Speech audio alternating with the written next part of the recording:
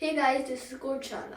I'm delighted you clicked on this video today. My name is Sarvagya Jain and we will be learning what recursive functions are. Not only this, we'll be molding a program together which covers this beautiful concept. Welcome. Today we're going to learn what recursive functions are. Recursion is a common mathematical and programming concept using which you can loop through data to reach a result. As a developer, we should be careful to break the infinite loops as it can be quite easy to slip into writing a function which never terminates. A function can be called as a recursive function if it calls itself until it reaches a stop condition. For instance, in this example, we're creating a simple factorial program to work out the factorial of a given number by using the concepts of recursive functions. So in this program, as you can see, we have introduced a function, fact, and we have passed a value of n. We've written an if condition stating if n is equal to 1, we'll have to return 1. Next, in line 6, we've written the computer should return n multiplied by fact n minus 1. We've closed the function and we've written document.write fact and we've given n a value of 3. So how this program works is that n is equal to 3. So the program's going to see if n is equal to 1, which it isn't. So it's going to go to the line 6. It's going to return n multiplied by fact n minus 1. Now we have called the same function, we've called the fact function inside it already.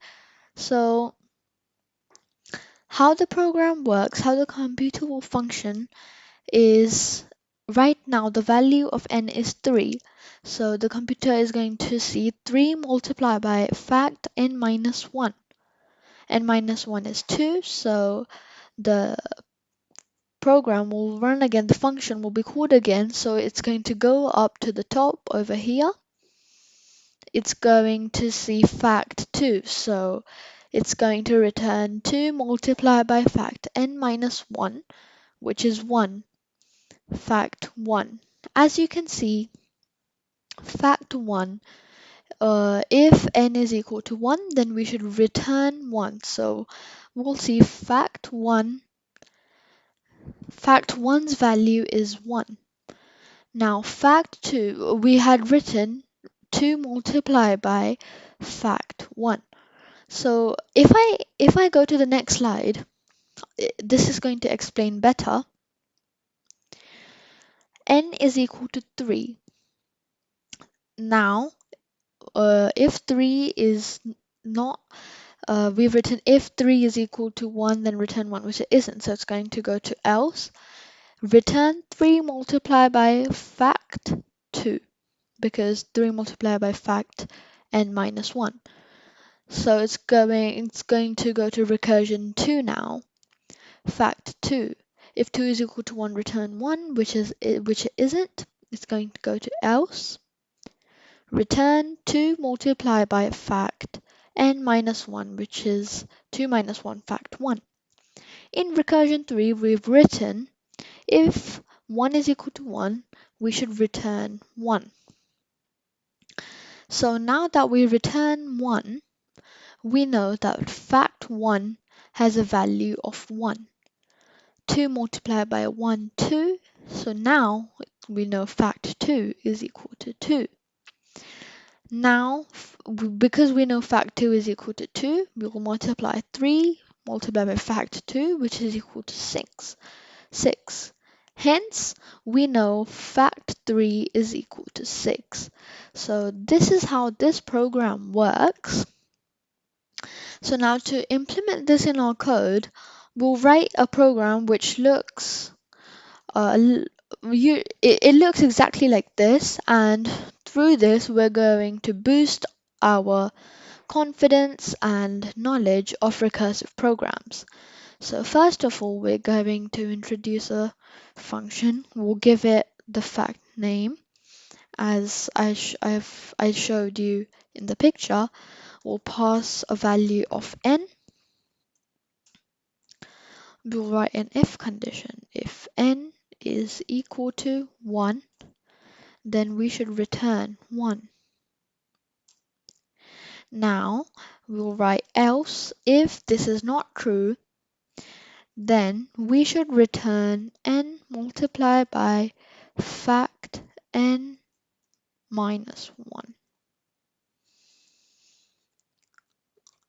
We'll go outside this function. We will display the result. So we'll write document dot write, and we will call this function, and we'll give n the value of 3. I'll save it. I'll go to web server. I've selected the recursive programs folder. I'll click the URL, and as you can see on the corner over here, there is 6. So 3 factorial is 6. So if we want to change this value, if we want to work out the value of 5 factorial, we'll change this value, we'll save this program, and 5 factorial is equal to 120. So if we reload it, we'll see we get 120. So I'll explain this according to this slide. We'll take n is equal to 5. We'll return 5 multiplied by fact n minus 1, which is 4. Fact 4 will go to the recursion 2. Fact 4 multiplied by fact n minus 1, which is 3. Then we'll go to recursion 3. 3 multiplied by fact 2. Then we'll go to recursion 4. 2 multiplied by fact 1. Now we know fact 1 is equal to, if n is equal to 1, return 1. So we know fact 1 is equal to 1.